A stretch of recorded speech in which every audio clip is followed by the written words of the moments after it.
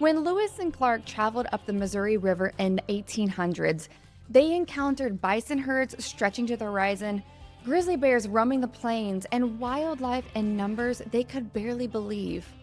100 years later, and it was all gone.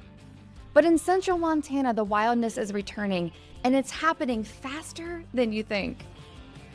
Welcome back to Rewildology, the nature podcast that explores the human side of conservation, travel, and rewilding the planet.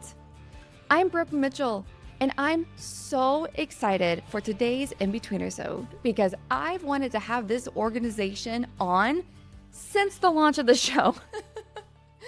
In this conversation, I'm sitting down with Daniel Kinka, PhD, Director of Rewilding at American Prairie, a nonprofit working to rewild 5,000 square miles of Montana's Great Plains to create the largest nature reserve in the continental United States.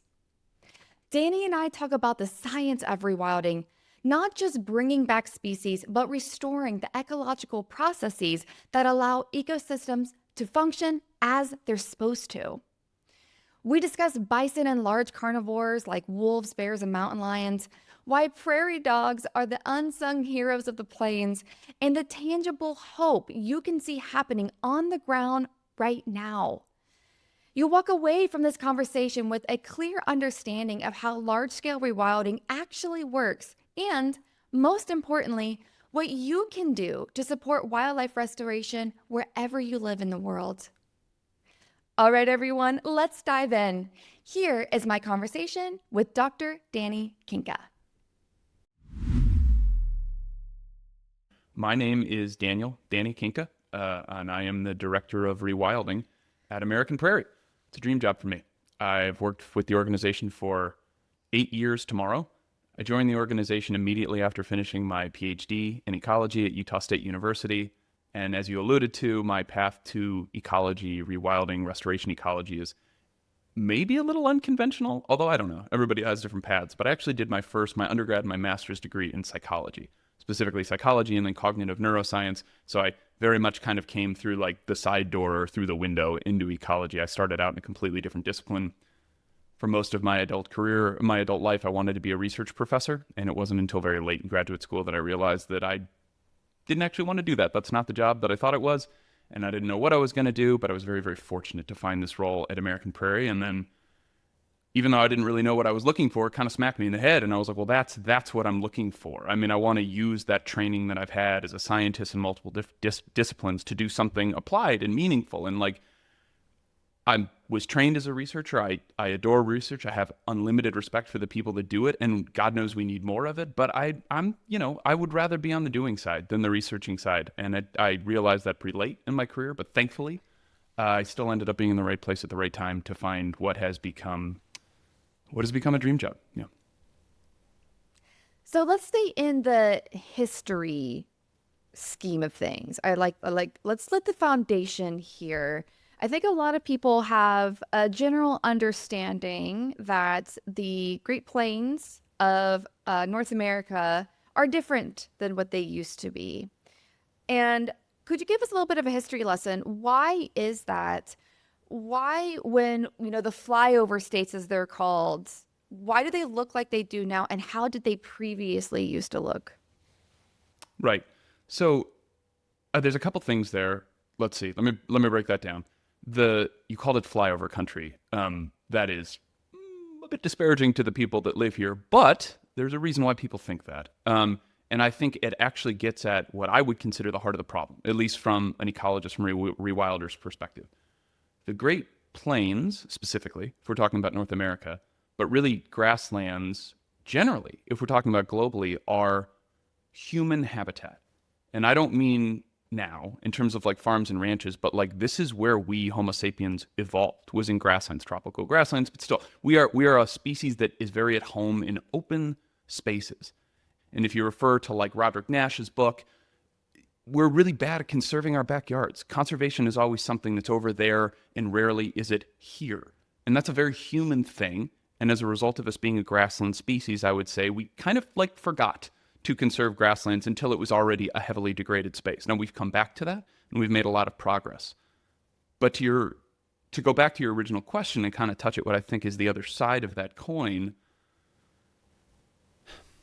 people will disagree with me, but I think one of the things that makes the great grasslands generally, but the Great Plains specifically, and the northern Great Plains even more specifically, which is where I work, where American Prairie exists, the greatness of that landscape, the thing that should be the natural heritage of Montanans and Americans in the world, the thing that we forgot and lost that made it special was its wildlife, the spectacle of wildlife, its wildlife abundance. What Lewis and Clark saw when they came up the Missouri River, what Native American peoples, many tribes of Native Americans throughout history would have pointed to and said, this is heritage, this is culture, this is spirituality, this is the place. What George Catlin described is like when he called for maybe the first conception of a national park, a nation's park, according to George Catlin, would have been not Yellowstone, not the Grand Canyon, but the Great Plains, not because of its landscape's beauty, but because of its wildlife beauty, its spectacle.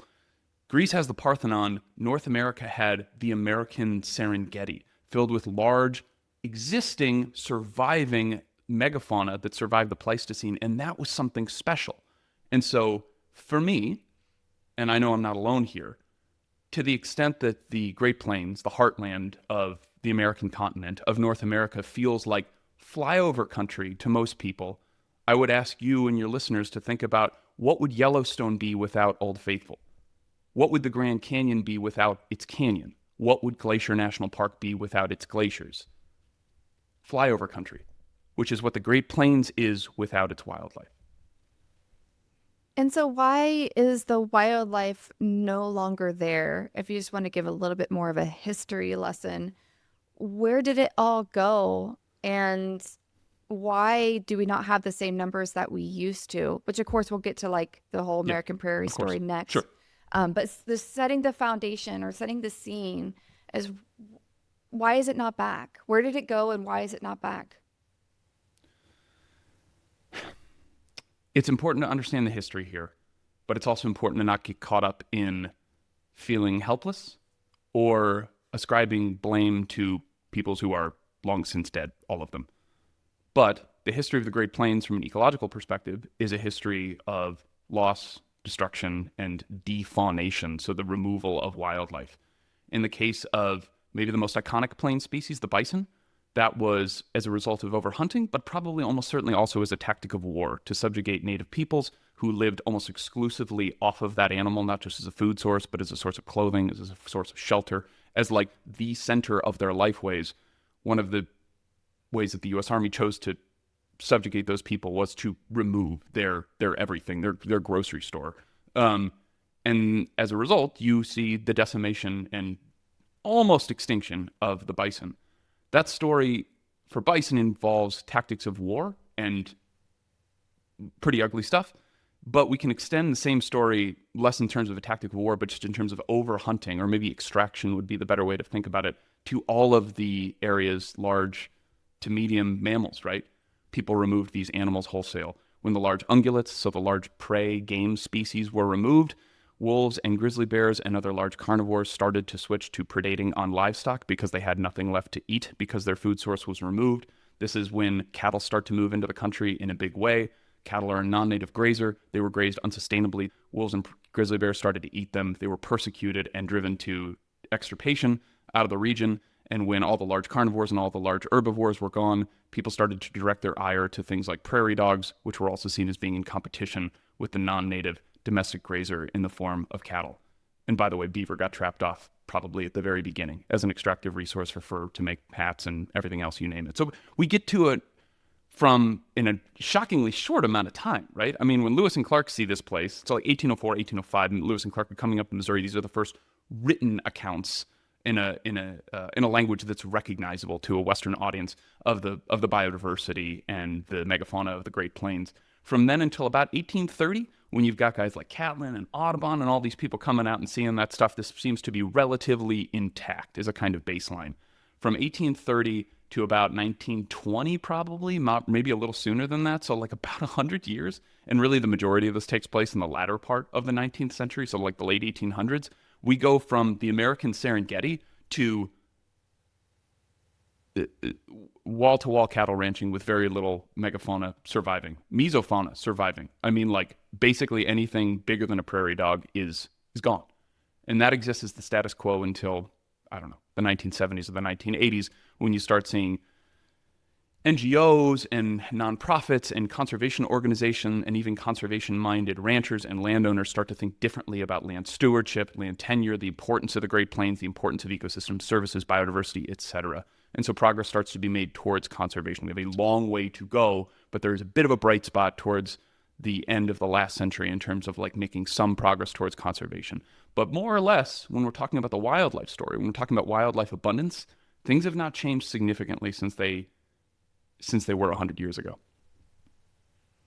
And with all of that, now that we have context to it, that is why I feel that American Prairie is such an incredible story and a leader in rewilding the Great Plains, the West, this what used to literally be American Serengeti. And if someone hasn't read Dan Flores's incredible book by the same name, like you must, to have true concept and scale of the amount of biomass that used to be supported by the grasslands of North America. It's mind-boggling to even think about or to read some of the accounts of Lewis and Clark and a lot of those expeditions that went to out west and wrote down, or even to see the paintings of some of the artists that went out there. It was just,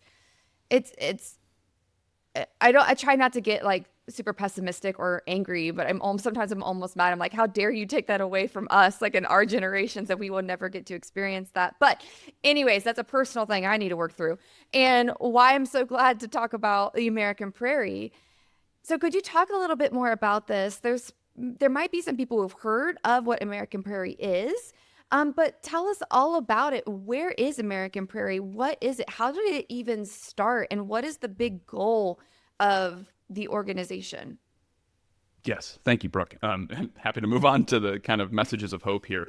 And yes, my employer, American Prairie, the place where I'm very proud to work, is a conservation organization, a non-governmental organization that exists just in central Montana, where we are purchasing ranches when they come up for sale in an effort to amass 5,000 square miles of protected, conserved area for the prairie that we can both rewild, restore, and open up for public access.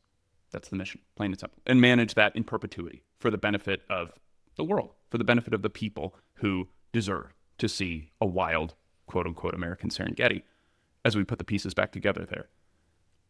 Drilling down a little bit to the next level, that exists. The mission is based on building out an existing protected area. There's already 1.1 million acres of protected area in the second largest national wildlife refuge outside of Alaska, the Charles M. Russell National Wildlife Refuge. It exists smack dab in the middle of the American Prairie Project.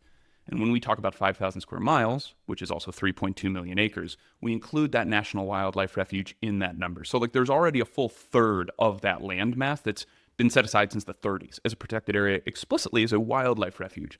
And so the kind of very simple message of American Prairie is like, can we make the CMR, the Charles M. Russell National Wildlife Refuge, can we make that bigger, right?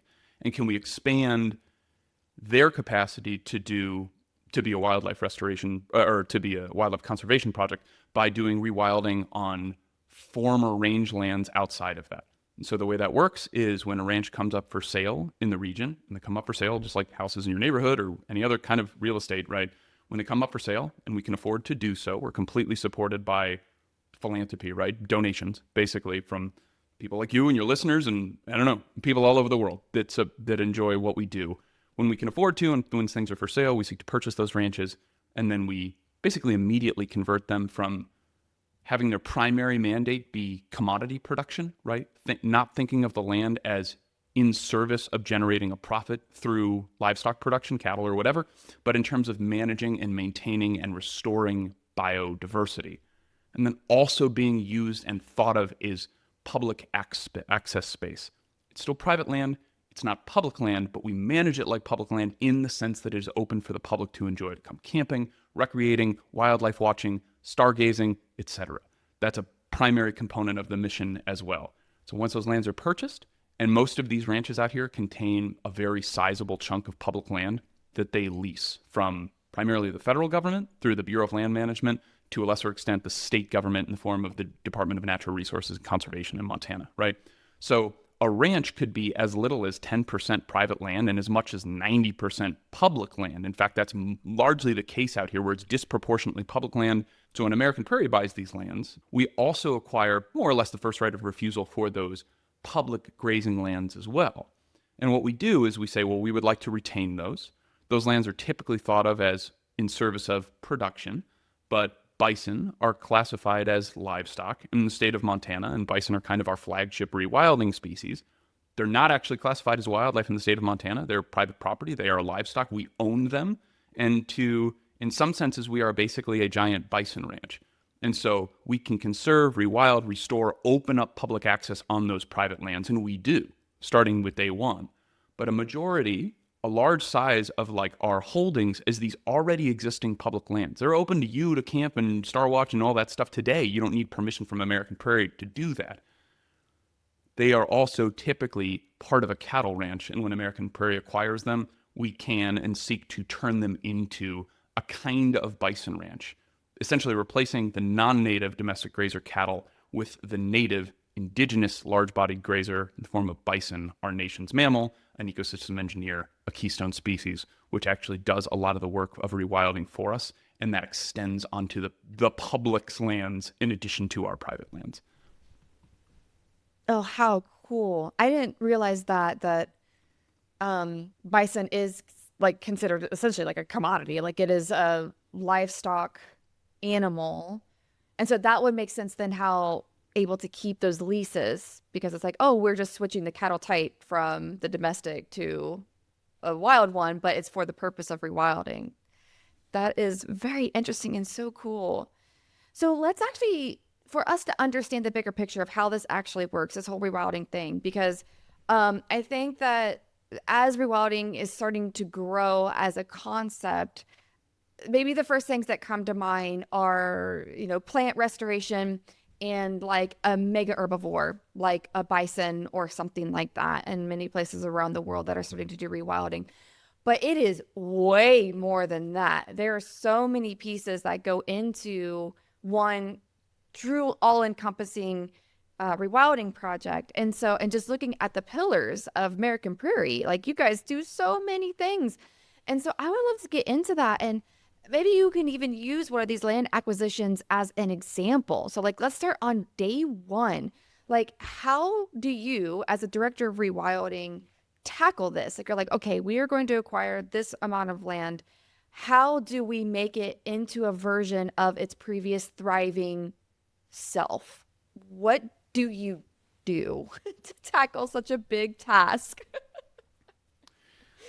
Typically, so they're all different, Brooke. And I mean, we can get into the weeds if you want, but I feel like, generally speaking, at a very simple level, ranch in the project area, so like somewhere near the wildlife refuge, is for sale. American Prairie seeks to acquire it. If it becomes our property, and myself and my colleagues will go onto that property and say like, okay, what is the status of this thing? So it's kind of like keystone species, ecosystem engineers, game species, and then generally habitat restoration. And habitat restoration for us is often focused on how do we restore habitat in a way that supports rewilding, right? I'll take my professor hat off in a second, but like understanding how we do rewilding and the model of rewilding at American Prairie is based very much on a definition of rewilding, which I don't think is fringy. People have different definitions, but like American Prairie's model of rewilding goes like this, right? Rewilding, as opposed to kind of like vanilla conservation, is based on restoring ecosystem functionality by the return of ecosystem processes driven by wildlife recovery. Let's break that down, because I know that's a mouthful, right? Ecosystem functionality.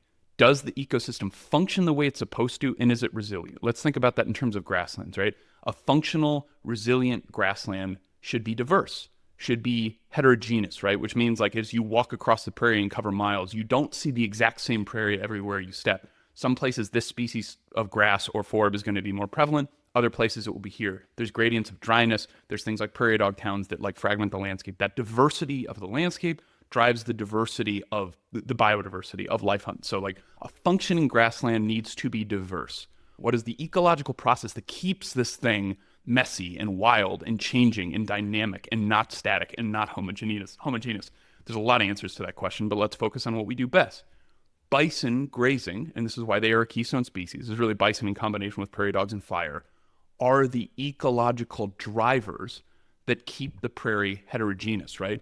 Bison graze in a somewhat stochastic way, which is to say kind of randomly. It's like if you started your lawnmower and then you took your hands off it and it just did circles around your front yard. You can think of bison grazing naturally without us forcing some kind of grazing regime on that as looking something like that. You add in some wildfire or prescribed fire on top of that and prairie dogs, and now you get this quilt of prairie, right? This mosaic where some of the areas get grazed very heavily in a given year, some of the areas don't get grazed at all, and other areas get meat grazed in kind of a medium level. Now you've got a more diverse habitat, which supports more biodiversity. Rewilding, yes, is about wildlife reintroduction and wildlife recovery, but it's always in service of those ecological processes which underpin the functionality. That's rewilding in a nutshell.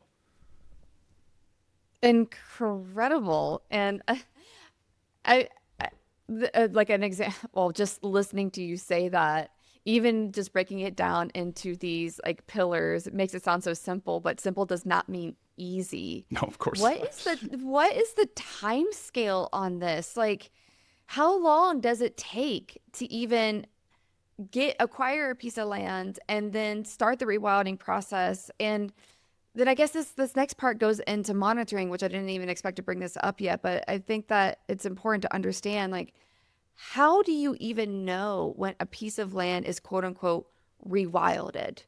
How do you know that it is where you as a director want it to be at?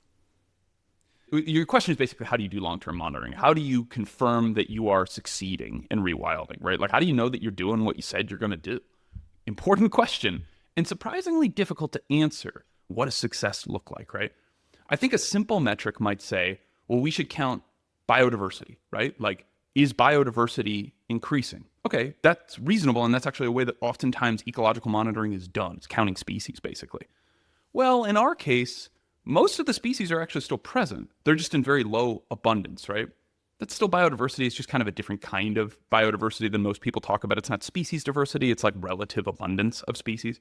So you could say, okay, well, it's a little more complicated. We don't want to just count the total number of species because we really shouldn't expect that to change over time. Most of this stuff is here. There's just too little of everything. So let's count abundance. Well, that's difficult to do. And then it also, now you're talking about ecology, not biology. What is the appropriate relative abundance, right? Like, what is the right ratio of bison to prairie dogs to wolves to grizzly bears to coyotes to sage-grouse? Nobody knows the answer to that question, as fascinating as it is. At American Prairie, we think of rewilding, again, as thinking about the restoration of ecological processes.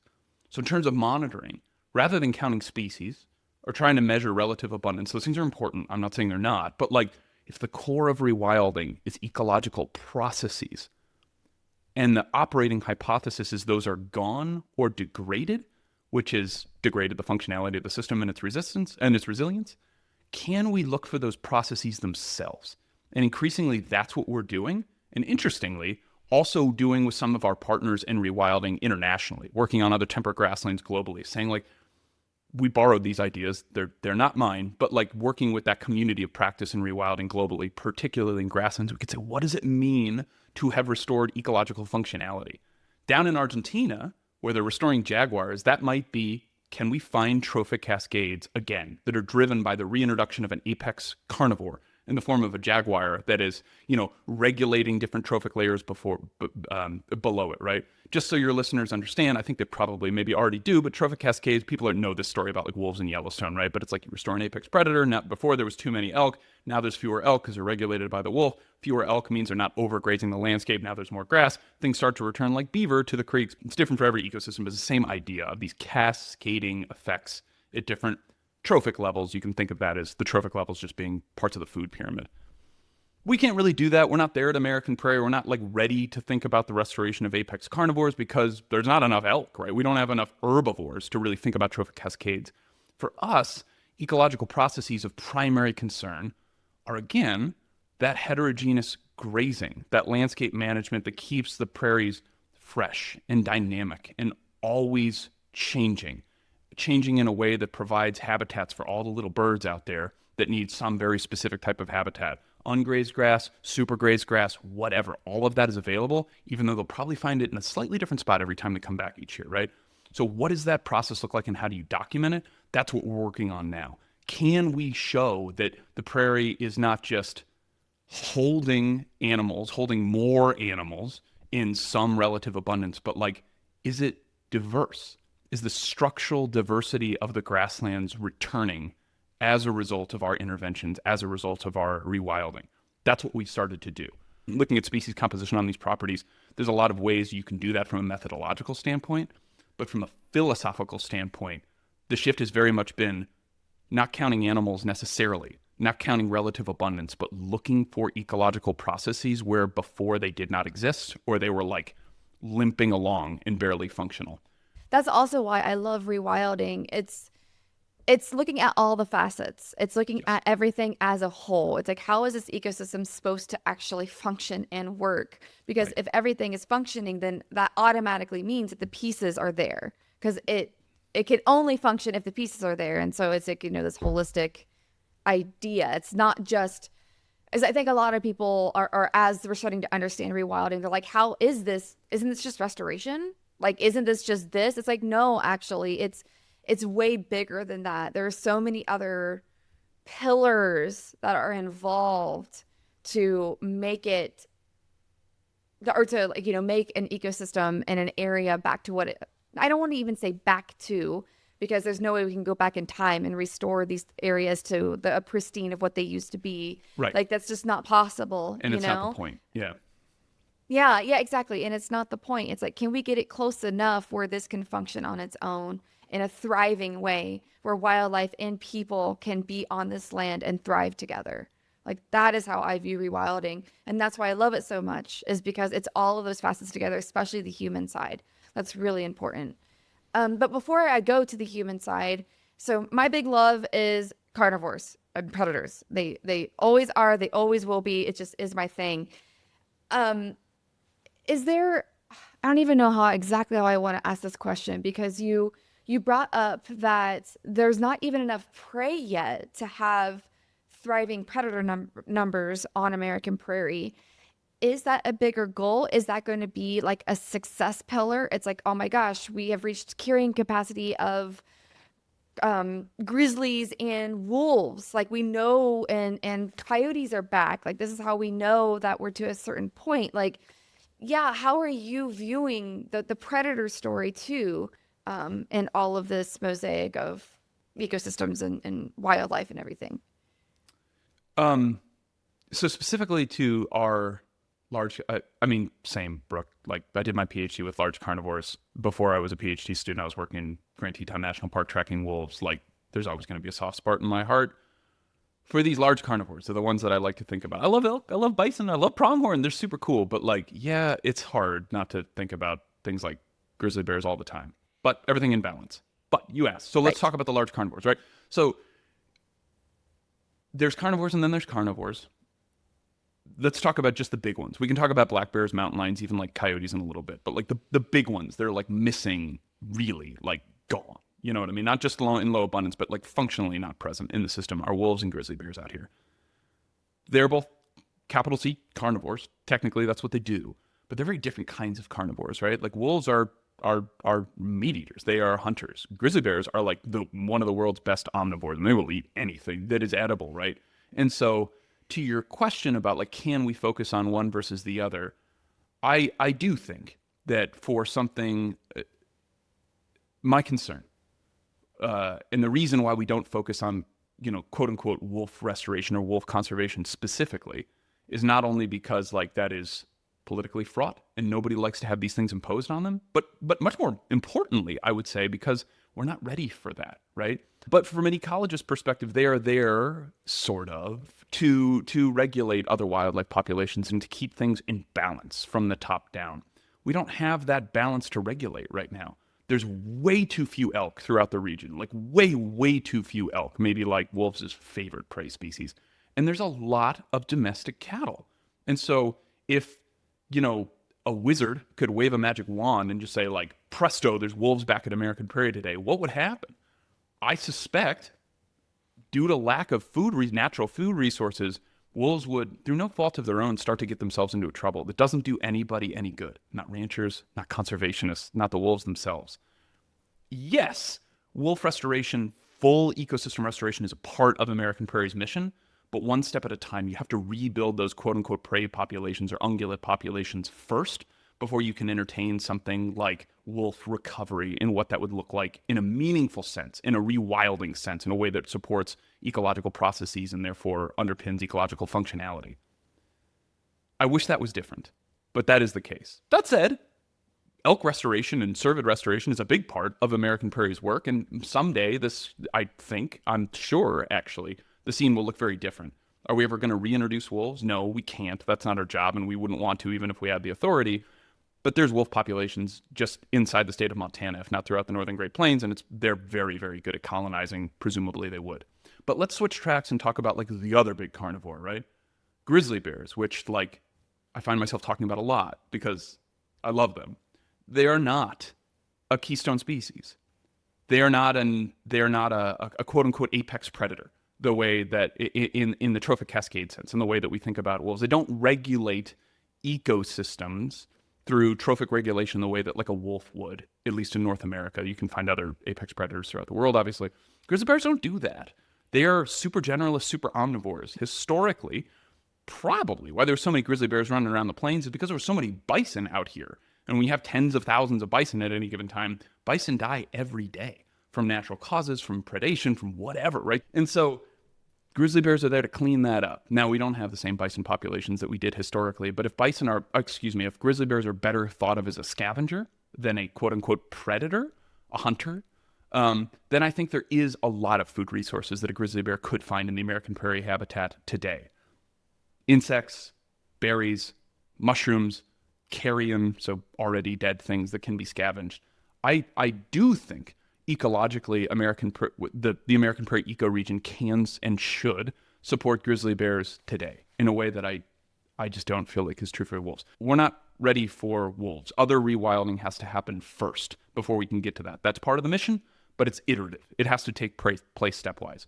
When it comes to things like grizzly bears, I think the stage is set for that now. The same would be said for coyotes, although coyotes are probably in more or less meaningful abundance today. They're like the most resilient thing on the planet, right? Despite like hundreds of years of persecution, they've only like multiplied. So like, I don't worry too much about the coyotes. I'm always happy to see them, but I don't think they need recovery, right? Mountain lions are another interesting case. It is much more of an obligate carnivore hunting species, but thankfully the mountain lions in the region probably more often stick to habitat that we don't typically associate with cattle, and more associate with things like mule deer and bighorn sheep. They like rough, rugged ambush terrain. And so they're not overlapping with like the problematic domestic species that they shouldn't be eating. They're mostly sticking to spaces where there are prey species that they can eat. But there's too many deer, and there's not enough deer and elk, which means there's not enough mountain lions in the region either. But could there be? Yes, I think it's that like you can have nominal, meaningful populations of those things today. So I guess if we want to take this more big picture, where would you say American Prairie is in their rewilding goals? Like how close or how far, or what is the status of things right now? Better than it was, because, and there's still work to do, but I think one of the things that's really attractive about the American Prairie Project, to me certainly, but to many people, is that we're not talking about like centuries of restoration here. It's always been kind of baked into our model, our hypothesis, that because so much of the plains out in this particular region, like in the tall grass prairies of like Illinois and stuff like that, they're gone. I mean, it's been largely tilled up for cornfields, wheat field, whatever, right? In the short grass prairie, it's always been too dry to do meaningful farming, right? Which has always been like ranching country. It's a habitat, not exclusively, but largely, predominantly is kind of right side up. So we're not doing restoration of the prairie grasses. We do in small spots, but that's not like core to the mission, right? We're doing the kind of rewilding thing. How do we restore wildlife passively so that we can restore these ecological processes? That's largely done. First, you need space to do that, right? You need like land to put bison on, or to do beaver restoration through, riparian restoration, those types of things. We've made a lot of progress with that. You know what I mean? 20 years ago, well, a little like 25 years ago, we didn't have any land at all. You know what I mean? Fast forward to today, American Prairie is in excess of 600,000 acres outside of the CMR, right? I mean, it's a lot of space that you and your listeners can come visit today, can come see, can come enjoy, can see the wildlife and the wildness that exists today now as we go about building that back out. 25 years ago, there was no bison in the region outside of the Native American, the Native American Indian reservations that are nearby, the Fort Peck and the Fort Belknap Indian reservations, who we work really closely with in terms of restoration, community revitalization and bison restoration. But outside of that, there wasn't any bison. If you fast forward to today, we have hundreds of bison on multiple American Prairie properties that you can come see that are out there doing the work of restoration and rewilding, right, on the ground. There's more prairie dogs than there used to be. There's probably more birds than there used to be. The riparian areas are recovering, largely because they're not getting overgrazed on properties where there's bison, and they're being regulated and restored on other properties so that you can bring back bird species and beaver and fish, all this other stuff that's associated with that. American Prairie is wilder today than it was when we started this project. Are we done? No. But I do think you could see functional recovery of the ecosystem in my lifetime. I don't know how old you are, Brooke. You look like you're about this, within spitting distance of my age. Before you die, I think that we will make significant progress towards rewilding at American Prairie. And I think we might even be close to functional ecosystems levels, the right number of bison, enough elk out there to do meaningful things. Maybe the passive natural recovery of even like the biggest, hardest things to restore, things like wolves, things like grizzly bears. Both so you and I and everybody else can come enjoy that and see the American Serengeti, but also, importantly, through the lens of rewilding as driving that engine of ecological functionality. This isn't a project that will take centuries. There's some parts that will take a long, long time, right? Ecological restoration for the creeks takes a while. Trees take a long time to grow, and there's no trees there now, right? Like the cottonwood seeds that germinate today because they are downstream of a beaver dam analog that we built, I won't survive to see to maturity. That's okay. Most of the work that we do in terms of rewilding is the kind of things that you could see a difference in between your visit this summer and your visit in a couple summers from now. That, I think, is what makes this really exciting. Like, rewilding is a very present, very now kind of phenomenon, in addition to being positive and proactive in terms of its thinking, and not scarcity mindset, but actually saying, like, to hell with just protecting what's left. Let's build more of that thing that we care about. It turns out that building can be done in shockingly fast order and without, in many cases, direct intervention. Yes, we can buy bison, we can manage bison, we can grow our bison populations, we can extend those onto new acres relatively in a very direct way, right? As like the quote unquote owner of that animal, right? Wildlife restoration is not something that we have direct ability to influence, right? We're not wildlife managers. We're not the state. We're not the feds. Wildlife are a public trust. They belong to you and they belong to me. And that trust is supported by trust managers in the forms of federal and state agencies. We're not that at American Prairie. I have no jurisdiction over wildlife.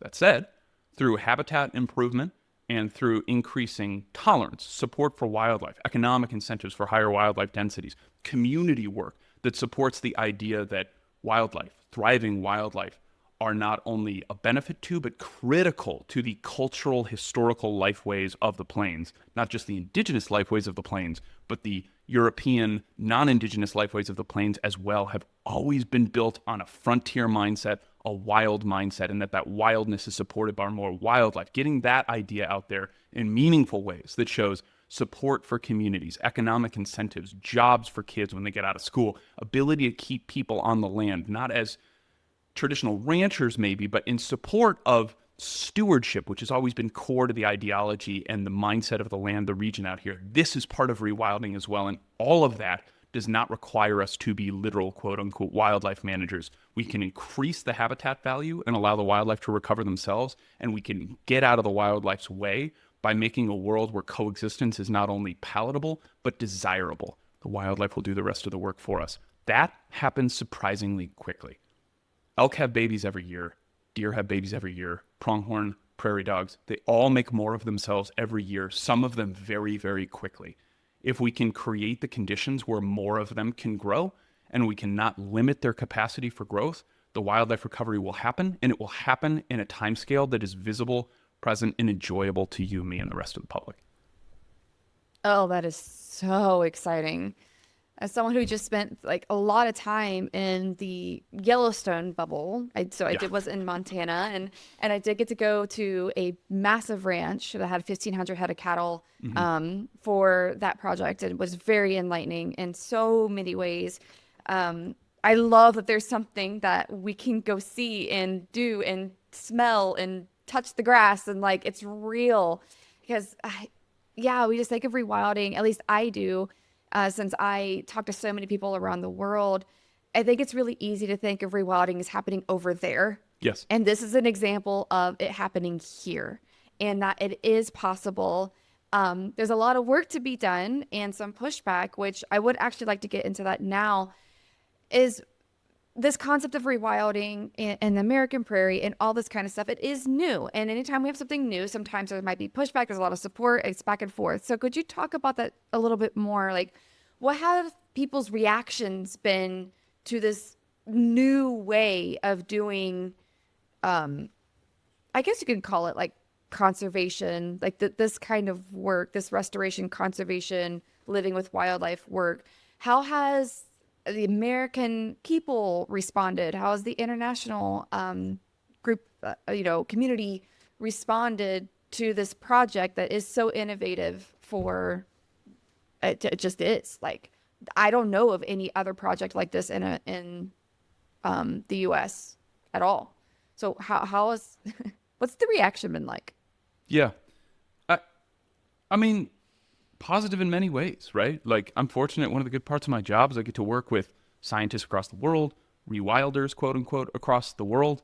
And like, American Prairie is seen, rightly so, as a contributor to this kind of new movement in conservation, if you want to think about it that way, or this next chapter of conservation globally, not just on the grasslands, but in all these different habitats, right? And we have many, many supporters, largely domestically. There's some internationally, but like most of our support comes from within the country. When I talk about support, I mean philanthropic support, the donors who make this work possible. Land buying, rewilding, public access. All of that is an indication of support. People like what we do. Rewilding is a message of hope. But like, there's not a lot of other folks, if we look in North America, but if we look internationally, we do see this kind of swelling movement towards messages of hope and conservation. Large landscape rewilding, backyard rewilding, but this idea that like we don't just have to hold the line. It's not always one step forward and two steps back. It's not fortress conservation and like the walls getting knocked down. It's saying we can put these things back together. We're not trying to restore the past. We're trying to restore functionality. And we have not lost the ability to do that in many places. If you can restore the Great Plains, which are a heavily, heavily degraded ecosystem, then you can restore a lot of different stuff that's not as heavily degraded, right? I mean, it's not just preservation, it's proactive restoration, right? And people like that. And you can evidence that by the amount of people that are willing to support us financially, the amount of people that are willing to come out and see the place and like engage in the public access mission, see their natural resources for themselves, come to Montana not just for Yellowstone and Glacier, but to see the Great Plains and the Charles M. Russell and Upper Missouri River Breaks and American Prairie as well. That's evidence. And then the interest from the scientific and the rewilding community all suggests that like American Prairie is a popular idea with popular support domestically, abroad, within the state of Montana. For most people in the region, this is not something they've ever seen in their lifetimes or probably in their parents' or their grandparents' lifetimes. It's different. New models of change are always, rightfully so, greeted with a fair degree of skepticism. I think that's fair. There's local issues and frankly local concern about what American Prairie is doing and what that means for their lifeways, their cultures, their sustainability, their kids' ability to grow up in the county that they were born in, go off to college and come back to the county that they were born in and have productive things to do when they get back here, which are sustainable and culturally appropriate to those people's lifeways. Those are reasonable concerns. You'd be concerned about the same thing.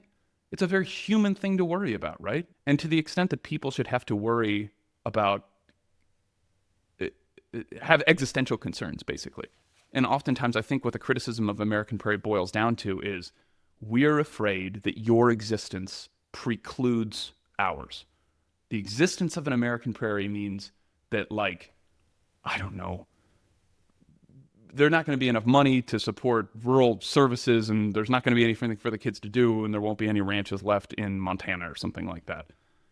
I don't mind to sound too dismissive, but frankly, those things are not accurate. They're not what we're trying to do, either intentionally or as a byproduct of what we're trying to do. In fact, I would argue it's actually quite the opposite. American Prairie offers diversity, not just ecologically, but sociologically, economically. These things are engines, drivers in the region. I have an image of a future of the region where like there are productive things for people to do. And I'm not just talking about like selling coffee and opening coffee shops, but being range riders, being stewards in the tradition of cowboys, old-fashioned cowboys who were protectors of wildness, protectors of the open range, people who thrived and in their own way coexisted with the wildness of the region until maybe we overdid it a little bit, right? But like that is a culturally appropriate life way and one that I think American Prairie supports.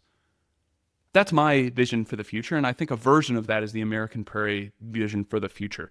We have not successfully communicated that to our neighbors yet, but we are invested in doing that right now, showing that like rewilding supports the region, supports the lifeways and the cultures of the people's grandparents who settled out here and made a go in a very tough place and never cut down those trees by the creek because they understood the importance of those things to ecology and managed their cattle in a way that kept the grass right side up and never did the easy thing of tilling it up or whatever, right? Like honoring those legacies of stewardship.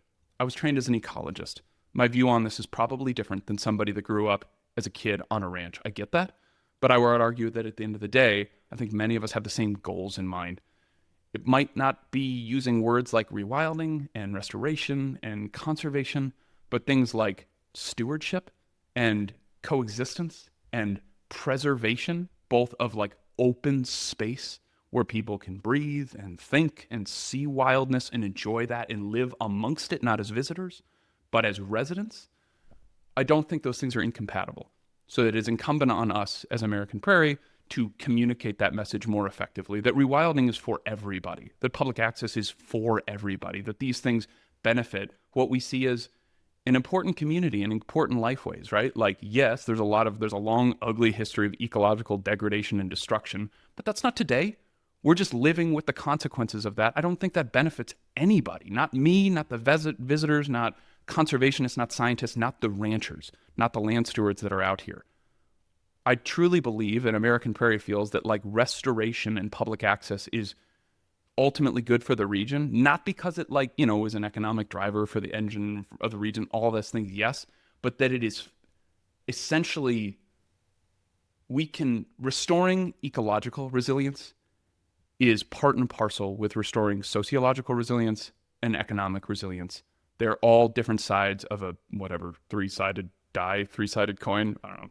The analogy fell apart. You get what I'm saying, right? But like they're all intertwined and we can do all of those things at the same time. I would like to restore point of pride as a rewilding ecologist to the people who enjoy seeing the wildlife on their properties, who enjoy the legacy of their families for making a go of it and staking it out on the frontier when they watched their neighbors who couldn't do it and disappeared over the generations, and preserve that legacy of wildness, of the frontier, which by the way is filled with wildlife, for them and for me and for everybody else in perpetuity. So yeah, we've gotten some pushback. There's signs, you'll see them if you come out to the region, but like, I think I think it misses the point, and we take responsibility for that. We're working on doing communications in a different way so that we can reach those audiences and explain that like, hey, your concerns are not unwarranted. Anybody would be worried about that, but that's not what we're doing. You know what I mean? Like that's not how we see this. That's not what we think is the outcome's going to be, and we'd much rather do this together than separately. That's such a great response. Yeah.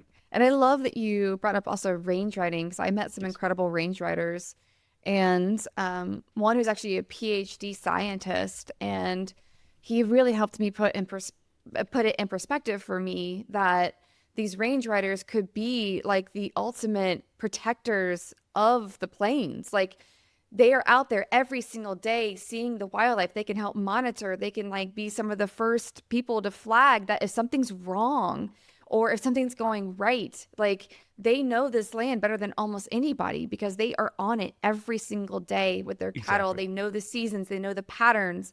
And I didn't even think about that or know about that. Is it's just we don't see the classic quote unquote cowboy anymore, but that's Right. what they are. We're calling them Yes. today range riders, but Yeah. they're cowboys and they know this land so well. And that was so enlightening to me. And if we can get more passionate range riders out there who are on the plains every single day, just what that could do for in so many different ways. So I love that. I'm really glad you brought that up because that was super enlightening to me. Meeting somebody who did that, who was actually a scientist, who was a PhD, who grew up in a city, and now he is literally a range rider on this massive ranch. And it was incredible to learn from him. And so, if we want to take this up a bigger level here, um, and really just like dial out, expand out. Why is it important to do this on like a broader scale? Like if we're thinking about climate change and like biodiversity goals, where does American Prairie that is in the Great Plains, why is this important? If we think if somebody is listening to this in Europe, how could this affect them that we are restoring this part of the Great Plains and maybe even onward to some bigger chunk of it? How is this important to the global community? Yeah. I think this question has different answers depending on how you think, and they're not mutually exclusive. I don't want to sound like I'm talking out of both sides of my mouth, but like people approach this issue differently, right? Let's start with maybe the version that I find, well, it doesn't matter what I think, right? If you want to think in terms of like big picture natural crises and how to avoid them, things like climate change, things like global biodiversity loss, huge, looming, massive, largely unaddressed threats, right? American Prairie contributes in some way to mitigating those losses, mostly the biodiversity, but even climate change a little bit, right? Like prairies are really, really good long-term storage carbon sponges, but only if they're right side up and they're not tilled up to become farmland and they remain diverse prairie to some extent grazed by large grazers, although we're still just kind of learning about how like rewilding impacts ecosystem functionality in a way that aids in carbon sequestration on the prairie. I'm not an expert in that. I'll leave that aside. I think the science is pretty young on that. But like probably rewilding looks like it can actually contribute to driving carbon storage in a way that helps mitigate climate change. Certainly biodiversity loss, right? We're not dealing with turning back or mitigating extinction at American Prairie. Almost none of the species that we work with the exception of maybe the black-footed ferret, a couple others, are like really in danger of extinction. They suffer from being in too low abundance, which means they're not doing anything meaningful from an ecological perspective. That's part of the biodiversity loss crisis, although albeit one that's maybe a little less salient, less urgent when we're thinking about like actually preventing species loss, extinction on the planet.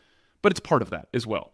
So for your listener in Germany or Japan or Vietnam, yes, this is something that's meaningful in terms of like quote unquote ecosystem services, right? Keeping carbon in the ground, mitigating warming, keeping biodiversity present, mitigating another whatever mass extinction event in this century or something like that.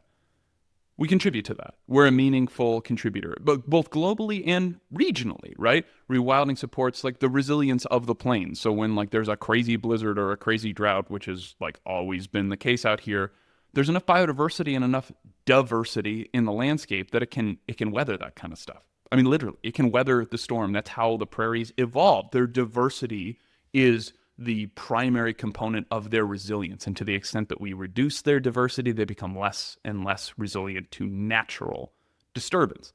That benefits the ranchers that live around here, the people that need to get their water from somewhere, right? Like those are ecosystem services that are not just meaningful globally, but certainly meaningful in people's backyards.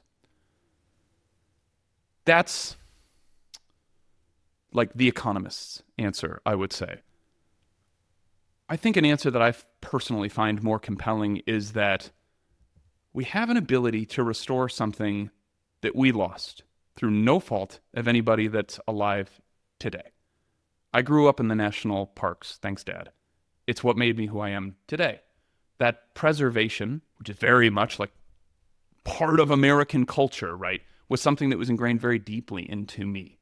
The thought that we're losing the glaciers in Glacier National Park. There's no rewilding solution to put glaciers back in Glacier National Park. They're declining, shrinking, melting due to global climate change, and we have not come up with a functional, palatable way to address that. They'll be gone in yours and my lifetime. The Grand Canyon went through an event where it almost got dammed, right? Like the Grand Canyon could have a reservoir in the middle of it. And thanks to heroes of mine in conservation, that was not the case. If we had lost those things, when we lose the glaciers in Glacier, there won't be any undoing that. When we, our forebearers, undid the greatness of the Great Plains and the diversity, there was a window left open to restore that.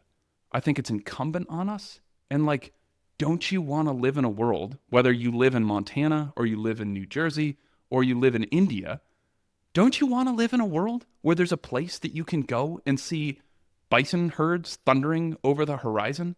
You can go see the quote unquote Wild West as it existed in a period of time. See that wildlife spectacle. I hate this term, the American Serengeti, if I'm being honest. Dan Flores' book is great. But this idea I find off-putting because it's like we're so lost in terms of like our natural hair, our connection to our natural resources in North America. The only way that I can get a fifth grader to imagine a wild American prairie is to invoke images of a wild African Serengeti.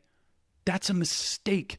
It shouldn't be that hard to ask people to close their eyes and say, imagine a prairie. And instead of them imagining Little House on the Prairie and a white picket fence and a red barn and a whole bunch of cows, they imagine bison and they imagine wolves and they imagine sage grouse and they imagine thundering, quiet, dark skies, the majesty of the plains. That's gone, but we can put it back.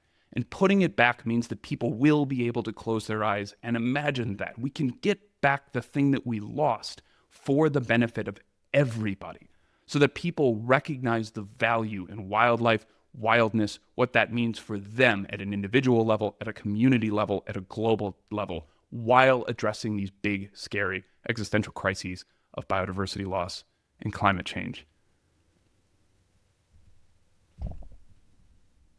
So then what gives you hope? Why are you still doing this? Because that, what you just said, is so big, it's almost overwhelming to think. So how do you get up every single day and do this? Rewilding's local. If you want to make global change, you do start in your backyard, right? I can't. You can't. This is why it's such a bummer to think about things like climate change and species loss, right? There's very little we can do as individuals if we think about those in terms of the global problem. But all of us have the ability to act locally in one way or another. I am just exceedingly fortunate to do something very cool that brings a lot of meaning to my life every day and contribute to a mission and work with colleagues who I respect, support. I love what I do. Everybody has a version of that, big or small, that they can influence themselves. What gives me hope is there are more bison now than there were when I started 8 years ago, not 25 years ago when there are none. I can see it. I can go back to my old house, which was on our oldest management unit, the first ranch that American Prairie ever bought. And I can compare that to the surrounding land. And I can see the creek healing. I can see new trees growing where there was no trees before because of the beaver dams that we put in. I can see bison on unfenced internal pastures, giving big, large acres available to them to move and do what they do. You can see elk there occasionally now, which is almost unheard of in an open prairie, right? The prairie dog towns get bigger. You can see burrowing owls. We're this close, probably, to being considered for black-footed ferret reintroduction. That will probably happen in the next several years. That's a big deal. These things are present. You can find them. It's getting wilder all the time. These are not investments that we make today that we will never see the dividends of. Rewilding can be seen in short amount of times in terms of success. There are setbacks, certainly. There are things that prevent progress, like I have frustrating days just like everybody else does. But most days you can see it happening. You can feel it. You can hear it happening in terms of the wildness getting wilder out here. That's extraordinary. There are grizzly bears walking back into central Montana on their own. There's a lot of conservationists throughout the state that don't work for American Prairie that are working very diligently to make a world where coexistence with grizzly bears is not just a Western Montana thing, but a Great Plains thing, and credit to them. But the bears walk out here on their own. through wheat fields, through hostile environments, finding their way back into a system. How many people would have thought that that was possible? That's a message of hope. Did American Prairie do that unilaterally? No, of course not. The bears did most of the work, and a lot of other conservations upstream, so to speak, of us helped that. But would it have been possible 25 years ago? Not in the way that it is now. That's meaningful. That's not just like, hey, there's flowers here that I didn't see before, or hey, there's more Sprig's pivots this year than there were the year before. The long-eared owls are back. I love seeing long-eared owls. There's freaking grizzly bears walking back into the plains, Brooke. Like, if that doesn't get you excited and give you hope, I mean, well, we might be in different lines of work. Well, I can definitely say that it excites me as somebody. I mean, you can see my wall. I have predators everywhere, and I was out there to record when I was out in Yellowstone. There was a whole episode on coexistence. So we're definitely on the same page here. I can just the thought of that, what that bear had to go through, and then all of the people who have made that possible, just like you said. Right. And then for those of us who want to support all of this work, how is it possible for me, for somebody in Canada or Mexico or India, like you said earlier, how can we help this rewilding project and American Prairie if we really want to get involved? Thank you. American Prairie is only able to do what it does thanks to donor support, frankly. If it's just within your means and you like what we do, we welcome your support. You can go to americanprairie.org. It's not hard to find a donate button. Thank you in advance. If that is not within your means, or you're already donated and you're looking for something else to do, come visit. Public access is a huge part of what we do. I don't think rewilding should happen in a vacuum or happen in some far off desert or tundra in a place that you will never see it. Yeah, that's important, but like, come see it. Come see the rewilding now. No, you're not very likely to find a wolf track if you come out to American Prairie, unless you're very, very, very lucky. But you will see some of the darkest night skies on the continent. You will hear true quiet. And by quiet, I don't mean silence. I mean the absence of human sounds and the abundance of natural sound. You will find endless trails to hike on, ride on. The Missouri River breaks is just a massive amount of largely unexplored territory. If you want to feel like an explorer, an adventurer, like you're walking somewhere where nobody's stepped foot in 20 years, if at all, go to the Missouri River breaks. Go to the Charles and Russell National Wildlife Refuge. Come through American Prairie. Come see that. Your support in terms of visitation helps us do what we do, but also just makes us feel good because we're building it for you all and we want you all to see it. And then lastly, if that's still not enough, or if traveling's not within your means and donating's not within your means, you can think about rewilding both in Montana, where we work, and thank you if you're a Montanan particularly, but also in your own backyards. I mentioned very briefly, and I don't want to get into the politics or the policy here, or the North American model of wildlife conservation, but wildlife belong to us. They're held in trust for our benefit, at least as Americans, right? Like, they belong to us. They belong collectively to us. If you'd like to live in a wilder world where you live, or in Montana, or somewhere else you'd like to visit, there's people you can call. There's things you can do. There's letters you can write. And I'm not talking about calling an intern in your congressman's office and having that very unsatisfying experience of feeling that like you're just yelling into the void. Everybody in North America, in the United States, if you're listening, you have a wildlife biologist. You probably don't know it, but there's some wildlife biologist who covers your territory. They have territories. They support the wildlife management in whatever region you live in. Even if you live in a city, you have a wildlife biologist, right? They hear all the time from generally hunters, and again, that's fine. Hunters are the kind of like typical classical constituents there. They're the people that say like, hey, we'd like more elk, or we don't think there's enough, blah, blah, blah, blah, blah, blah, blah. But they don't just manage game species for hunters. They manage the public's wildlife for the public, consumptive or non-consumptive in terms of users. Call them. Ask them what it would mean to have a larger bat population. Ask them what they're doing to combat like white nose syndrome. Ask them what it would mean to have a more robust, functional pollinator community. You probably want to talk to the non-game biologist in those cases, right? Talk to them about an animal that doesn't have horns or antlers, right? Or do, if that's what you're into. But I promise you, they are not used to hearing people call them about animals that don't have horns or antlers or can't be thought of as a trophy. Talk to them. Ask them. Ask them about those urban coyotes. Ask them about what the pathway to recovery is for the pallid sturgeon in the Missouri River. these are good people. They went to school at the same universities that you and I did and some of your listeners went to. They learned the same stuff we did. They're out there trying to do their best for the wildlife and for the public. They don't know how to do that if they don't hear from you. You want to live in a world that has more elk? Call the people that manage the elk for you and say like, hey, what would it mean to support coexistence in a way that will allow us to have more elk or more white-tailed deer or more mule deer or more pronghorn? What would it mean to have prairie dogs not be eking out an existence at 2% of their historical range, but truly have them on more spaces? All of these wildlife are managed for you by public servants who are almost exclusively well-intentioned, good, kind people. Call them. Tell them what you want. They work for you. I could not agree more, Danny. That was so good, especially that last part of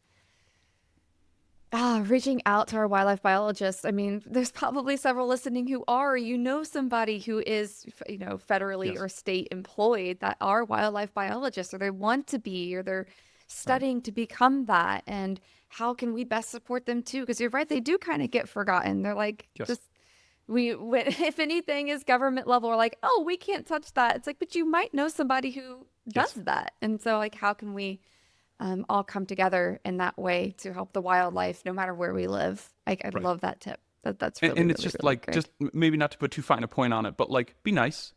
You know what I mean? Like this, Yeah. it's not an in battle. It's not us versus them. That's not how this works. Right. And blah, blah, blah, blah, blah. Like, not to get political, but like, I think we live in a very polarized world and people think like, Right. oh, a call or voicing my opinion is essentially like an act of combat.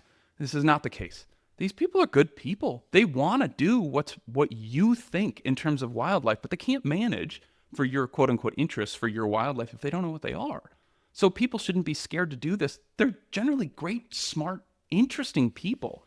And in my experience, and I don't think this is unique, people light up when you ask them about an animal that they care about, but nobody ever asks them about, right? Like elk and bighorn sheep and all that stuff are awesome. Everybody likes thinking about them. They're majestic. They're cool animals, right? But if you call up and ask them about beaver, the only time they ever hear about beaver is when somebody wants them removed, right? Like, these people are wildlife biologists. They went into this discipline because they love wildlife. So if you call them on a random Tuesday and you ask them about wildlife that they don't normally get to talk about, salamanders, frogs, fish, whatever, they'll be thrilled. Most cases. So this is not an unpleasant experience, and it's not one that you need to like get your armor on for. It's a pleasant conversation. And if you don't like one-on-one conversations, generally there's public meetings about these things. Look it up. Go to your local state wildlife agency's website. Look at the next time they're holding a public meeting. They do these things all the time. Go introduce yourself. Tell them what your interests are in terms of wildlife. Ask them how you can help.